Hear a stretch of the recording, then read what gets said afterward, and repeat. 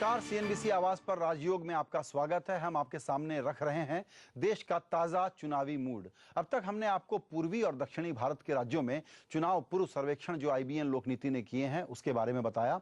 हम आज आपको पश्चिम और मध्य भारत के 4 राज्यों महाराष्ट्र, गुजरात, मध्य प्रदेश और छत्तीसगढ़ की चुनावी तस्वीर का जायजा सामने पेश करेंगे। किस पार्टी को इन राज्यों में बढ़त मिल रही है, कौन से चुनावी मुद्दे इन राज्यों में हावी हैं और इन राज्यों के नतीजे केंद्र सरकार के गठन में कितनी अहमियत रखते हैं, ये सब सवाल हमारी चर्चा के केंद्र में होंगे। चर्चा के लिए हमारे साथ मेहमानों का खास पैनल है।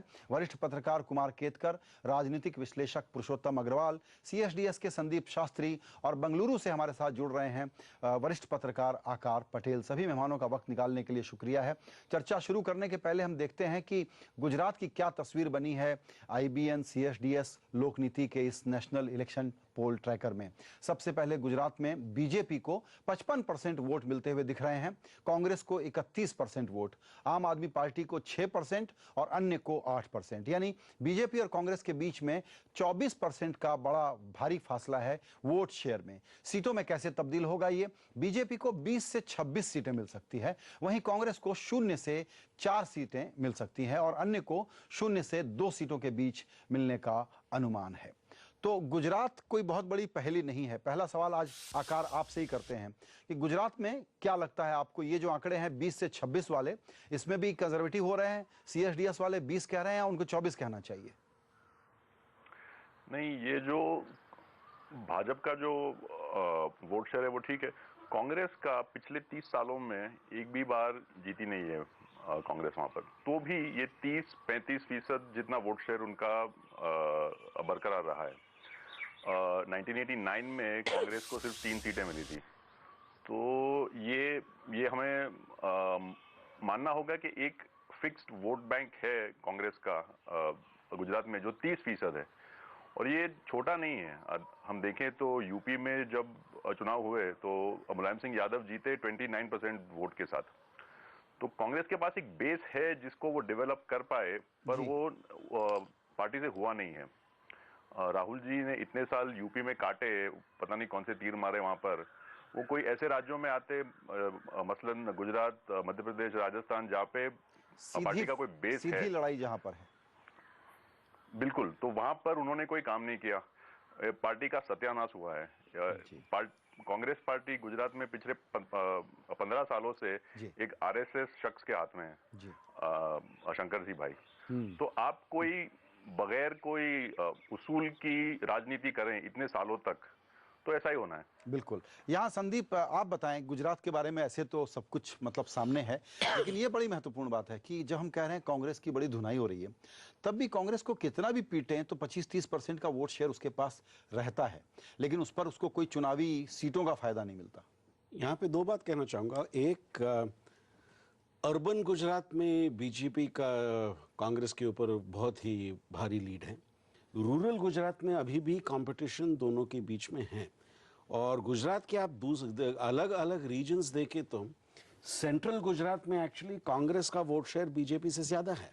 सो कांग्रेस भी गुजरात में नहीं है कहना थोड़ा मुश्किल होगा, क्योंकि पॉकेट्स में उसका इन्फ्लुएंस है। प्रश्न ये उठता है कि वो पॉकेट्स में जो उनका इन्फ्लुएंस है उसको वो सीट में बदल सकते हैं या नहीं। उसी कारण से राजीव करंदकर जी ने 0 से 4 का एक आंकड़ा दिया होगा। ट्रेडिशनली कुमार केतकर साहब, विधानसभा में अगर कांग्रेस बहुत बुरा भी करती थी तो लोकसभा में कुछ सीटें लेकर के आती थी। इतनी ज्यादा एंटी इनकम्बेंसी 3 बार मुख्यमंत्री रहने के बाद भी नरेंद्र मोदी के, कांग्रेस वहां अब लोकसभा में भी उठती हुई नजर नहीं आ रही है। तो जैसा आकार ने कहा कि ये खुद को ही अपने को खड़ा करने के लिए तैयार नहीं है क्या? लेकिन आकार की जो बात है उसमें और थोड़े मुद्दे एडिशन करने चाहिए कि ये जो 30 to 35% कांग्रेस का रहा है बेस जी, वो कांग्रेस के वहां के कार्यकर्ता है, वो जुट के पड़े हैं वहां पे, वो काम कर रहे हैं। राहुल नहीं आया ठीक है, लेकिन राहुल नहीं है, सोनिया नहीं है वहां पे, और कांग्रेस का माहौल 1995 से नहीं है। 1995 से लेकर कंटिन्यूअस बीजेपी का सरकार है। मोदी आने के पहले भी गुजरात का डेवलपमेंट भी हुआ है और बीजेपी का सरकार है, फिर भी कांग्रेस 30 to 35% अपना जम रखती है उधर। इसका मतलब कांग्रेस के जो स्थानिक कार्यकर्ता है उन्होंने अच्छा काम किया है, अच्छा संगठन किया है। नहीं तो ऐसे प्रतिकूल परिस्थिति में कंप्लीटली रिवर्स सिचुएशन में जिस तरह का माहौल नहीं, लेकिन उन्होंने तब जमा इसको करके इसका रखा है। काउंटर पॉइंट रखता हूं पुरुषोत्तम जी, आपसे उस पर कमेंट चाहूंगा।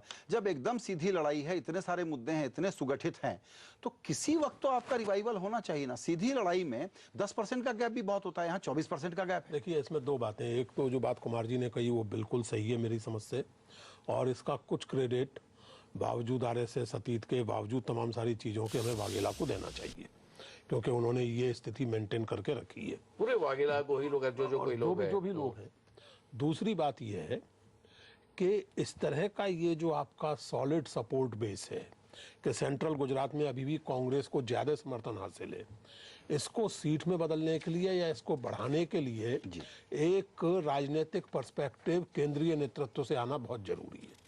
देखिए, ये बहुत रोचक बात है। आम आदमी पार्टी के वहां आप केवल 6% वोट पा रहे हैं।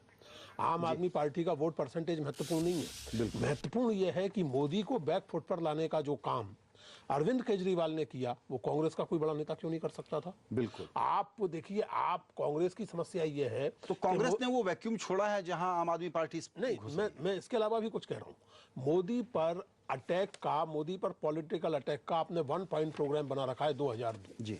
उस पर आप कितना अटैक करेंगे? किसी भी अटैक की एक सीमा होती है। मोदी के अपना एक एजेंडा रखना होगा। मोदी के अपने क्लेम पर जी। मोदी का अपना क्लेम है डेवलपमेंट, और उसको एक्सपोज करने की कोशिश कांग्रेस ने नहीं की उतनी ताकत से जितनी कि अरविंद केजरीवाल ने की। एब्सोल्युटली। तो ये आइए, बहुत बड़ी बात आइए हम रुक करते हैं महाराष्ट्र की तरफ। महाराष्ट्र में बीजेपी, शिवसेना और आरपीआई का जो गठबंधन है उसको 43% वोट मिलने का अनुमान है हमारे सर्वे के मुताबिक। वहीं कांग्रेस एनसीपी गठबंधन को 33% वोट मिल सकते हैं। आम आदमी पार्टी को 5%, महाराष्ट्र नवनिर्माण सेना को 3% और अन्य को 12% वोट मिलते हुए दिख रहे हैं। सीटों का अंदाजा बताएं तो बीजेपी गठबंधन को 24 से 30 सीटें आ सकती है 48 सीटों वाले इस राज्य में। कांग्रेस गठबंधन को 16 से 22 सीटें मिल सकती हैं, वहीं अन्य के खाते में 1 से 3 सीटें आ सकती हैं। संदीप, महाराष्ट्र का क्या सिग्निफिकेंट पॉलिटिकल मैसेज है? महाराष्ट्र में मुझे लगता है कि इस ट्रैकर पोल के मुताबिक जो 2009 की परिस्थिति है, उस परिस्थिति का ठीक रिवर्सल हो रहा है। जितने स्थान पिछले बार कांग्रेस एनसीपी को मिला था, उतने ही स्थान लगता है इस बार बीजेपी शिवसेना को मिलेगा। जिसका कहने का मतलब यह है कि कोई वेव महाराष्ट्र में दिख नहीं रहा। एनसीपी कांग्रेस कुछ वाइप आउट तो नहीं हो रहा है, लेकिन शिवसेना बीजेपी थोड़ा इंप्रूव्ड परफॉर्मेंस राज्य में दिखा रहा है। इसके 2-3 कारण हो सकते हैं। एक, बीजेपी शिवसेना को फर्स्ट टाइम वोटर्स में जो ज्यादा सपोर्ट इस बार मिला है, +5%, स्टेट एवरेज से +5% ज्यादा है। और एक, बीजेपी शिवसेना के लिए एक अर्बन सर्ज आप महाराष्ट्र में देख रहे हैं। अर्बन एरियाज में जो सपोर्ट पार्टी को मिल रही है, कांग्रेस एनसीपी से कंपेयर करें तो ये एक बहुत ही बड़ा फैक्टर है। पर यहाँ पे एक मैं बात और कहूंगा, ये अलायंस के लिए एक छोटी समस्या भी खड़ी हुई है दोनों अलायंसेस में। दैट दोनों अलायंसेस में एक पार्टी अलायंस को थोड़ी नीचे ले रही है। हाँ, एक तरफ शिवसेना और वहां पे एनसीपी। उसके लिए एक ही उदाहरण देता हूं। जब हमारे ट्रैकर पोल में ये प्रश्न पूछा गया दैट बाल ठाकरे जी का लेगेसी किसको जाता है, शिवसेना सपोर्टर्स में भी लोगों ने राज ठाकरे का नाम लिया। 51% शिवसेना सपोर्टर्स ने राज ठाकरे। ये बहुत दिलचस्प है केतकर साहब, यहाँ आपका इंटरवेंशन चाहूंगा कि आम आदमी पार्टी को वोट शेयर ज्यादा मिलते दिख रहे हैं, राज ठाकरे को कम मिलते हुए दिख रहे हैं, क्योंकि राज ठाकरे ने कहीं अपने वोटरों को ये कह दिया कि दिल्ली में हम अगर इस स्थिति में होंगे, मोदी जी जीतेंगे तो मोदी जी को समर्थन देंगे। क्या उन्होंने अपने वोटरों को एक लाइन दे दी? क्योंकि अगर इतने बड़े चैलेंजर हैं कि बाल ठाकरे की लीगेसी के लिए लोग उनकी तरफ देख रहे हैं, तो राज ठाकरे क्या पॉलिटिक्स कर रहे हैं, ये समझाइए। लेकिन राज ठाकरे कोई फिक्स ऐसा पॉलिटिक्स कर ही नहीं रहे, इसी के लिए आपको लोग जा रहे हैं। राज ठाकरे वो भी कन्वेंशनल पॉलिटिक्स ऑफ शिवसेना कर रहे हैं, और एनसीपी कांग्रेस और बीजेपी सेना अलायंस कन्वेंशनल पॉलिटिक्स कर रहे हैं। इसके लिए आपको सपोर्ट दिखता है, लेकिन आपके सपोर्ट सीट में ट्रांसलेट नहीं होने वाला है। मुद्दा यह है कि मोदी हो या न हो, केजरीवाल हो या न हो, यही आंकड़े आपको मिल सकते थे, क्योंकि 15 बरस हो गए। जैसे आप कह रहे थे कि दिल्ली में शीला दीक्षित का गवर्नमेंट 15 बरस रहा, तो अभी ये 15 बरस हो गए, तो एंटी इनकम्बेंसी और फटीग पॉइंट तो आने वाला ही था। Double anti. और दूसरी बात यह है कि जो स्कैम्स आ गए, इरिगेशन स्कैम, ऐसे बाकी जो स्कैम है, वो स्कैम मुख्यतः एनसीपी के नाम पे है। तो एनसीपी, जैसा उन्होंने कहा, कांग्रेस के ऊपर एक ड्रैग बन गई जी। है। और एनसीपी और कांग्रेस दोनों का रिवर्स पोजीशन होता है। मतलब क्या? मतलब सिर्फ 3 या 4 सीट का फर्क है। 3-4 सीट का फर्क है, ये एक बड़ी इंपॉर्टेंट बात है। 3-4 सीट आकार, विदाउट मोदी भी हो सकता था। बिल्कुल। आकार, आपसे भी यही समझना चाहेंगे कि महाराष्ट्र में कोई ऐसा नहीं है कि एक पार्टी डिसिमेट हो रही है और दूसरे लहर के ऊपर सवार होकर के बहुत कमाल कर रही है। 4-5 सीटों के फर्क से वहां परिवर्तन है। तो महाराष्ट्र जो देश का जनरल मूड हम जिसको कह रहे हैं अपने सर्वे के मुताबिक कि बीजेपी की बड़ी भारी बढ़त है, महाराष्ट्र में वो बहुत भारी बढ़त नहीं है, कम है, ऐसा क्यों? एक कारण उसका यह है कि ये जो पार्टीज हैं उनका ट्रेडिशनल वोट बैंक जो है वो बहुत ही सिक्योर है, खास तौर पर कांग्रेस और एनसीपी का। दूसरी बात यहाँ पे ये कि हम जब एक सर्च की बात करते हैं शहरों में, ये देखना होगा कि पिछली बार कांग्रेस ने 2009 में बम्बई की 760 सीट जीत ली थी। तो अगर ये जो रिवर्सल हो रहा है ये सिर्फ शहरों में हो रहा है कि ये जो 30 के लगभग भाजपा और सेना को जा रही है और 18 लगभग कांग्रेस को आ रही है, तो ये रिवर्सल शायद शहरों में ही है। जी। पुरुषोत्तम अग्रवाल जी, महाराष्ट्र पर आप भी इस बात से सहमत हैं कि कोई वेव लाइक सिचुएशन नहीं है, फिर भी कांग्रेस एनसीपी के कारण कमजोर है, कांग्रेस के खिलाफ कोई अपनी एंटी इनकम्बेंसी बहुत ज्यादा हावी नहीं है। इसमें एक चीज और दिख रही है, और ये बीजेपी के लिए अगर गहराई में देखें तो अच्छी खबर नहीं है कि एक तो अंतर कम है, और जो अंतर है वो नौजवानों के बीच में ज्यादा है, और नौजवानों की अपेक्षाओं को बहुत ज्यादा बढ़ा करके फिर आप लॉन्ग टर्म पॉलिटिक्स नहीं कर सकते। बिल्कुल, क्योंकि आपको उनको सर्विस करना है, उनको आपको सर्व करना होगा, उनकी वो अपेक्षाएं पूरी करनी होंगी।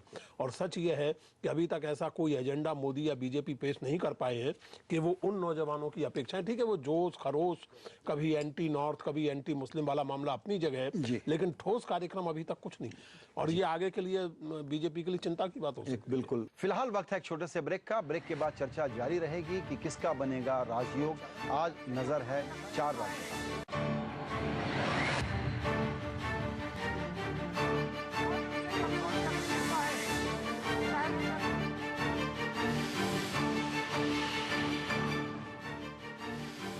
राजयोग में आपका एक बार फिर स्वागत है। हम चर्चा कर रहे हैं कि मध्य प्रदेश, महाराष्ट्र, गुजरात और छत्तीसगढ़ के आंकड़े क्या बन सकते हैं हमारे सर्वे के मुताबिक। आइए हम रुख करते हैं मध्य प्रदेश की तरफ। यहां पर बीजेपी को 52% वोट मिलते हुए दिख रहे हैं, कांग्रेस को 28%, बीएसपी को 5%, आम आदमी पार्टी को 3% और अन्य लोगों को 12%। यहां भी बीजेपी और कांग्रेस के बीच में 24% का फासला है वोट शेयर में। सीटों में कैसे तब्दील होता है ये? बीजेपी को 29 सीटों वाले इस राज्य में 24 से 28 सीटें मिलती हुई दिखती हैं, वहीं कांग्रेस को 1 से 5 सीटें मिलने का अनुमान है। तो मोटे तौर पर संदीप जी, जो विधानसभा चुनाव का ट्रेंड था वही थोड़ा और कंसोलिडेट हो रहा है क्या? हर बार मध्य प्रदेश में ये एक कई सालों से आता हो रहा है, अभी 1 साल भी नहीं हुआ है वहाँ पे राज्य का चुनाव होके। सो जो राज्य के चुनाव में जीतता है उसी पक्ष को ज़्यादा सपोर्ट पार्लियामेंट इलेक्शन में मिलता है। ये तो ट्रेंड हमने इन राज्यों में देखा है, वो मध्य प्रदेश में सीधा दिख रहा है। यहाँ पे कंसोलिडेशन ऑफ वोट्स बीजेपी का among OBCs, among upper caste, among Dalits और ट्राइबल्स कंसोलिडेशन हो रहा है। लेकिन एक बात यहाँ कहूँगा, कांग्रेस का थोड़ा अर्बन एरियाज में परफॉर्मेंस अच्छा है रूरल एरिया से, एंड मुस्लिम वोट का कंसोलिडेशन आप कांग्रेस की तरफ वहाँ पे क्लियरली देख सकते हैं। हमारे सर्वे के प्रकार in fact 90% of Muslim vote has got consolidated with Congress party. यहाँ एक दिलचस्प बात आप लोगों से हम शेयर करना चाहते हैं सर्वे के मुताबिक, वो ये कि जो लोग ये तर्क देखना चाहते हैं कि नरेंद्र मोदी के न बनने के फैक्टर क्या क्या हो सकते हैं। तो जब प्रधानमंत्री की चॉइस का पूछा जा रहा है तो नरेंद्र मोदी नंबर 1 है 45% की पॉपुलैरिटी के साथ, राहुल गांधी नंबर 2 हैं, शिवराज सिंह चौहान बहुत नीचे हैं। लेकिन जब ये पूछते हैं कि नरेंद्र मोदी और शिवराज सिंह चौहान के बीच में चॉइस हो तो क्या होगा, तो शिवराज सिंह चौहान मध्य प्रदेश में पहली पसंद है 32% के साथ, और नरेंद्र मोदी हैं 30% के साथ। इसको कैसे इंटरप्रेट किया जाए? इसका एक सीधा सा मतलब ये भी है कि ये जो बीजेपी का बहुत अच्छा परफॉर्मेंस है, ये असल में शिवराज सिंह चौहान का कमाल है। शिवराज सिंह चौहान ने काम भी किया है और वो कम्युनिकेटर भी बहुत अच्छे हैं। और एक बहुत महत्वपूर्ण बात यह है कि मोदी की तरह उनकी बॉडी लैंग्वेज में, उनके बोलने में एग्रेशन नहीं है। वो बहुत पोलाइटली बात करते हैं, एग्रेशन नहीं है और दम्भ नहीं है जो मोदी जी के उसमें दिखता है। तो कहीं ना कहीं अगर लॉन्ग टर्म में देखें संजय जी, तो शिवराज सिंह चौहान मोदी के लिए असली चुनौती। बिल्कुल। बिग बीजेपी पिक्चर के को ये भीतर कैसे इम्पैक्ट करता है ये नंबर, क्योंकि मोदी की अपनी पॉपुलैरिटी 45% करीब करीब उसी तरीके से है जैसे बाकी राज्यों में निकल करके आया है, लेकिन ये जब दो इंडिविजुअल्स की तुलना करते हैं तब कैसा है? देखिए, यहाँ पे ये दो अलग अलग प्रश्न हैं। जब हम लोगों से पूछें कि आपके मन में कौन देश का प्रधानमंत्री बनना चाहिए, जो कोई नाम नहीं दें हम, तब 45% ने मोदी का नाम लिया। जब डायरेक्ट क्वेश्चन पूछा गया कि आपको इन दोनों में से कौन आप चूज करना चाहते, जो जब वो मेनू दिया जाता है, दो नामों का मेनू दिया जाता है, तब उन्होंने 2% ज्यादा यहाँ पे चौहान जी का नाम लिया।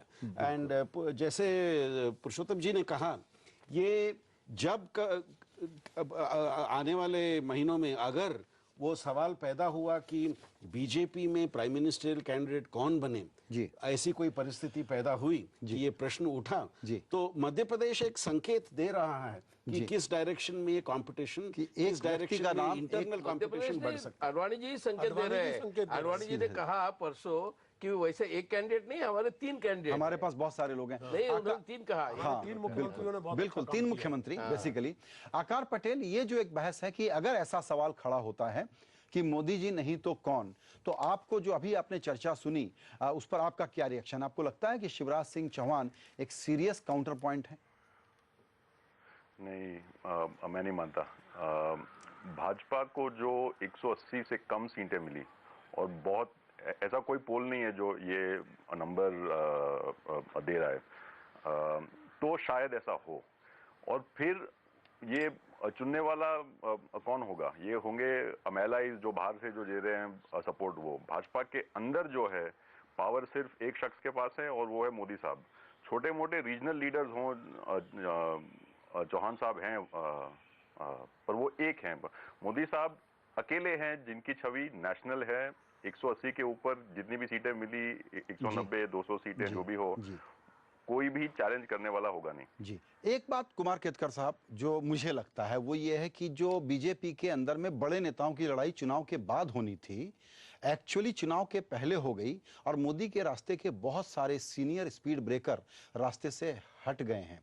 इसीलिए मोदी के सामने बीजेपी का प्रधानमंत्री बनने की अवस्था में अब दूसरी चुनौती टेक्निकल डिस्कशन का विषय है, वास्तविकता नहीं है। बराबर, वास्तविकता नहीं है। और जैसे वो हट गए वैसे हटाए भी गए हैं। हटाए गए हटाए गए हैं, बाकायदा प्लान से हटाए गए। वही नरेंद्र मोदी की स्टाइल है, वो हटाना जो अपने को पसंद नहीं है वो।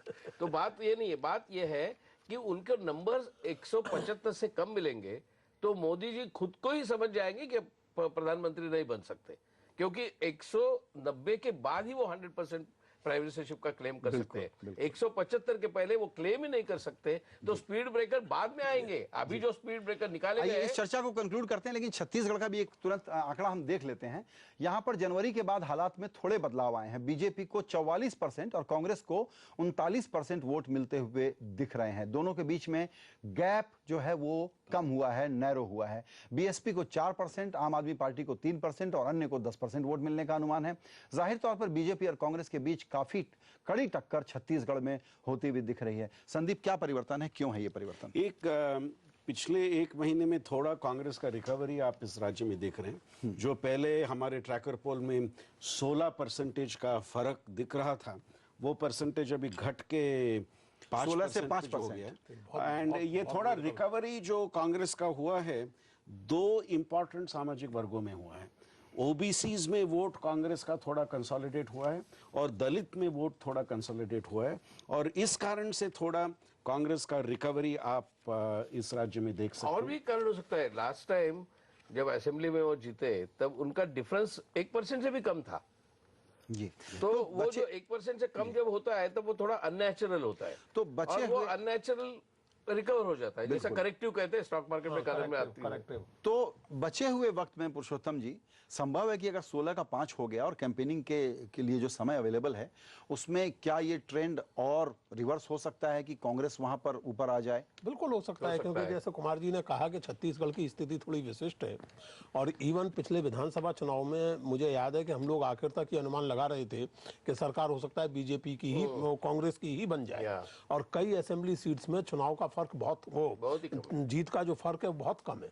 तो कांग्रेस के लिए छत्तीसगढ़ निश्चित रूप से उम्मीद की एक और किरण है, छोटी छोटी किरणों। संदीप, आपको लगता है कि ये ट्रेंड और इस तरह से चेंज हो सकता है? जिस तरह से वोटिंग ट्राइबल बेल्ट में हो वो I think important decision maker हो सकता है।